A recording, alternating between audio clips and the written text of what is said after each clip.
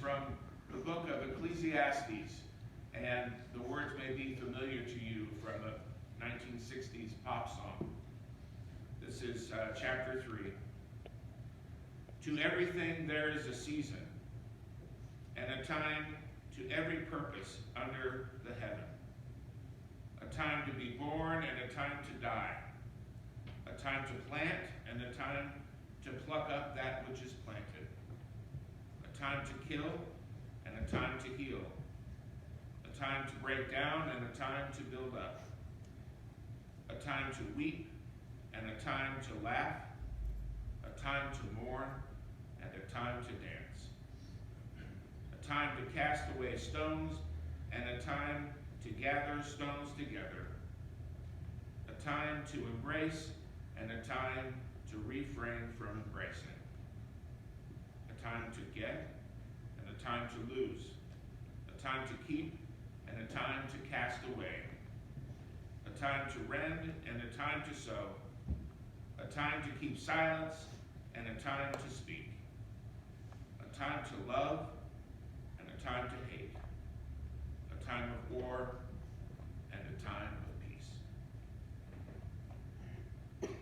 And hear now these familiar words from Psalm 23. The Lord is my shepherd, I shall not want. He maketh me to lie down in green pastures. He leadeth me beside the still waters. He restoreth my soul. He leadeth me in the paths of righteousness for his name's sake. Yea, though I walk through the valley of the shadow of death, I will fear no evil. For thou art with me. Thy rod and thy staff, they comfort me. Thou preparest a table before me in the presence of mine enemies. Thou anointest my head with oil. My cup runneth over.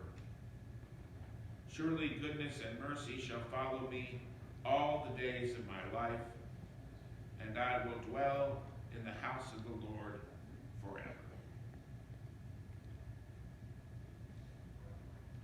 And finally, let's hear this miraculous occurrence that takes place with Jesus and is being read from Matthew chapter 14. As evening approached, the disciples came to him and said, "This is a remote place, and it's already getting late. Send the crowds away so they can go to the villages and buy themselves some food."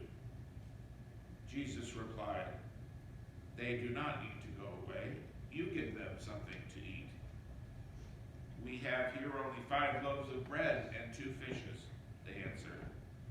"Bring them here to me," he said, and he directed the people to sit down on the grass.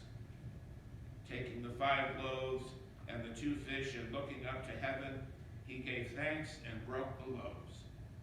Then he gave them to the disciples, and the disciples gave them to the people. They all ate and were satisfied, and the disciples picked up 12 basketfuls of broken pieces that were left over. The number of those who ate was about 5,000 men, besides women and children. May God grant us an understanding of these words.